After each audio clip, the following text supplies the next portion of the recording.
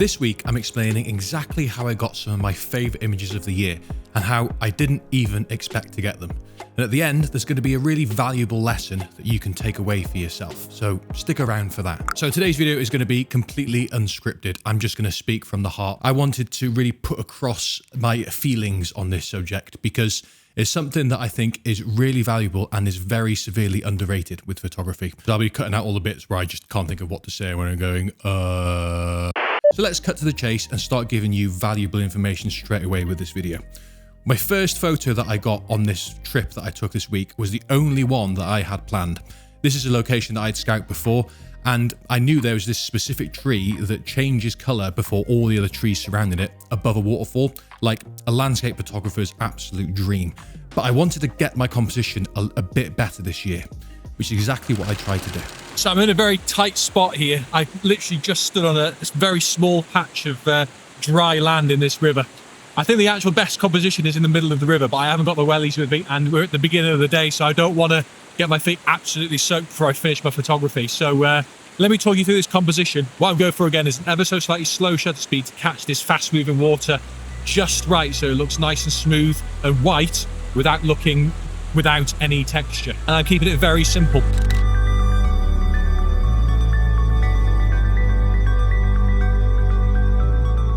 See, this is the advantage of bringing your wife on shoots with you, is that you can send her out because she's bought her wellies. Well, I just stay here in the nice and dry, looking after the little one. We'll stay on the side. You're doing a good job, Mum.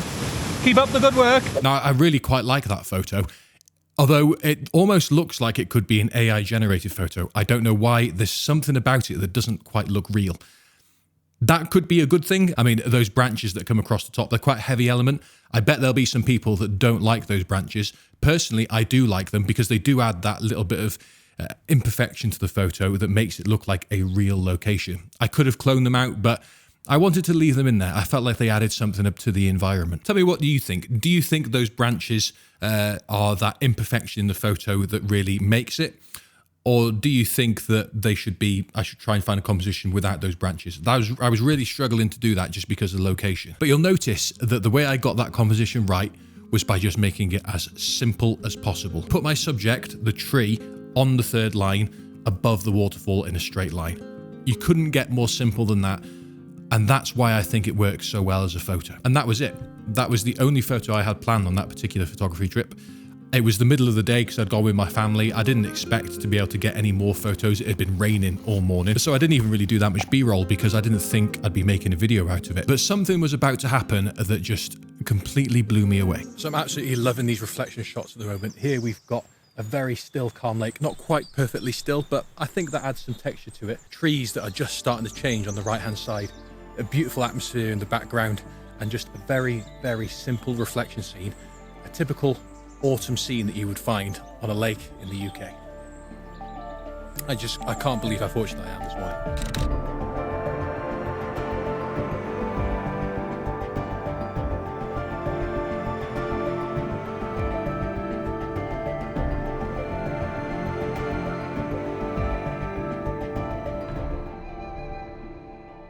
And this is an important point I want you to take away from the video. Sometimes our best photos come when we don't expect them. This was a location that I knew pretty well. I've been there a few times. It's a popular location for me and my family to go for a day out when we get the chance to.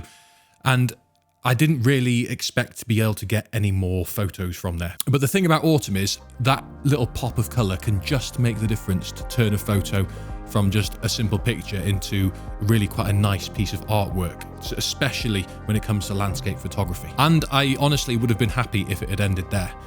But then things got even better again.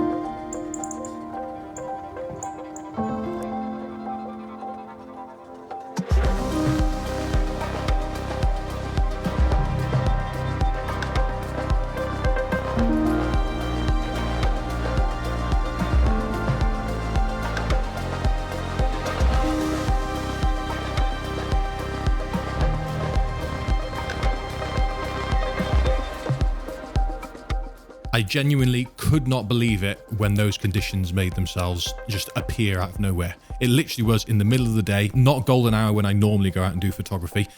And it really was just the perfect conditions for photography. And once again, you'll notice that I just went with the simplest composition possible. One orange tree reflecting in a beautiful lake with atmosphere in the sky. I think it almost looks like a sound wave, you know, when you see music or something in visual form. And I think that's what makes it such a perfect photo.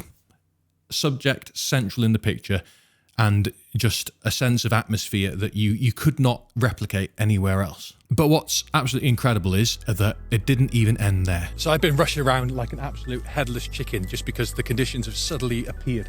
We've had lovely light just cast down on these trees on the opposite side of the lake here. A beautiful reflection. Add all these elements together and you've got for a pretty special picture. Honestly, when conditions are like this, it does feel like a real privilege to be a photographer.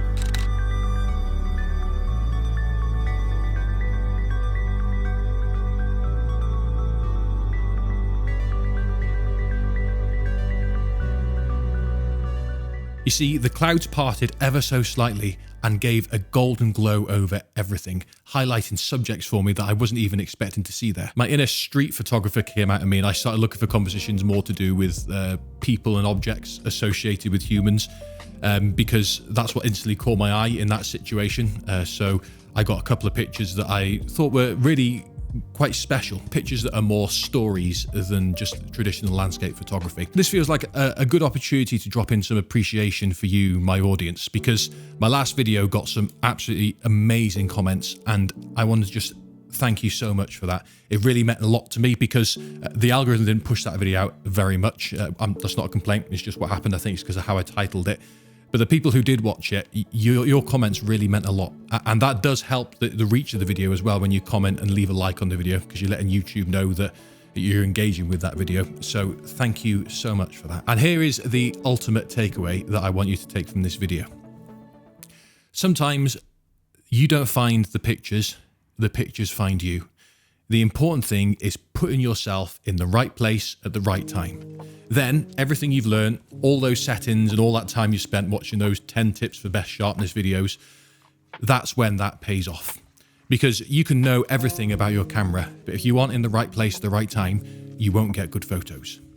Being there, well, that's what will make you a good photographer. I wouldn't change it for the world. There is one thing I would absolutely change about photography though. I talk about that in this video here. And I think by the end of that, you'll probably agree with me. I'll see you next time.